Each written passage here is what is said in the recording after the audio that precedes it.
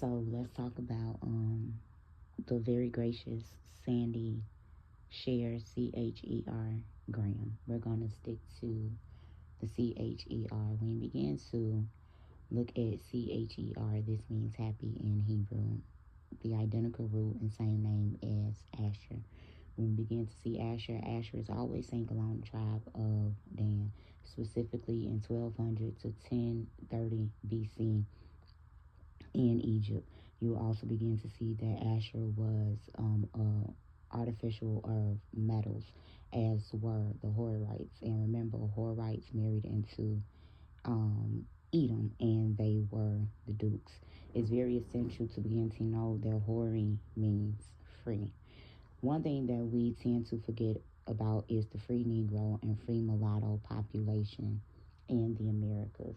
We often seem to forget that some people, like my red bone ancestry, who were from Great Britain, my mom's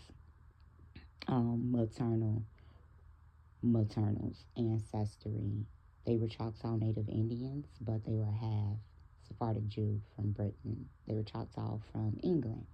So the reason that this is important to get into is because my father, the holidays, they were mulattoes in England as well, which will begin to bring us to the tribe of Asher that is seen in West Africa called the Sherbro. This would be Asher brother, Asher Aki. Literally, that's the name in Hebrew. Sherbro.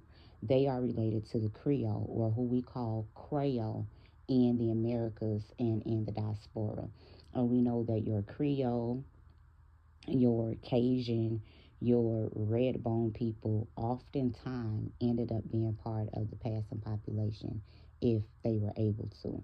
When we look at the Sherbro people of West Africa, they indeed ended up in England around the same time as my holiday ancestors and the Choctaw Native Indian ancestors.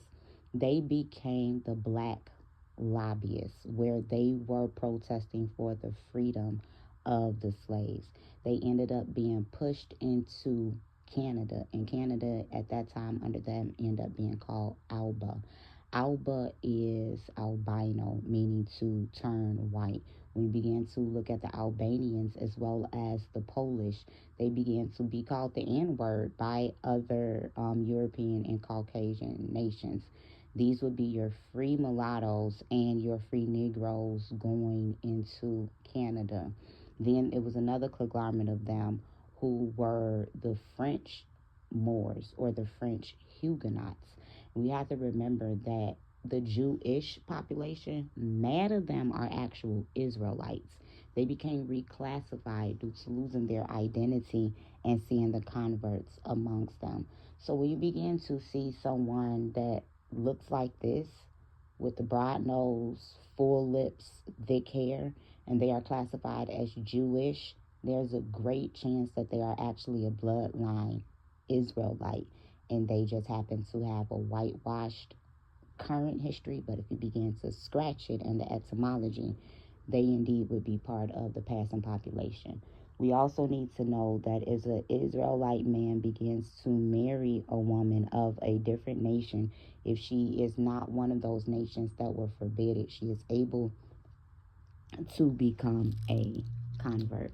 So when we begin to look at the tribe of Asher, once again, we begin to see them in Egypt alongside Dan. In the time of Judges, they became a confederate.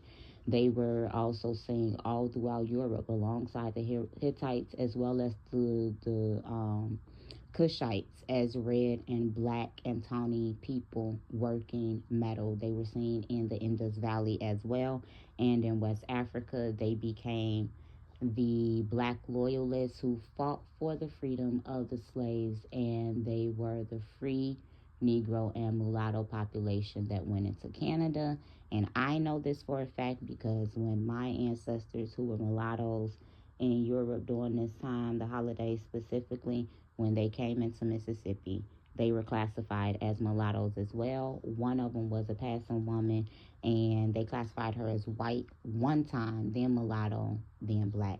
We need to begin to scratch the Hebraic etymology of words and find people throughout their travels. Food for thought.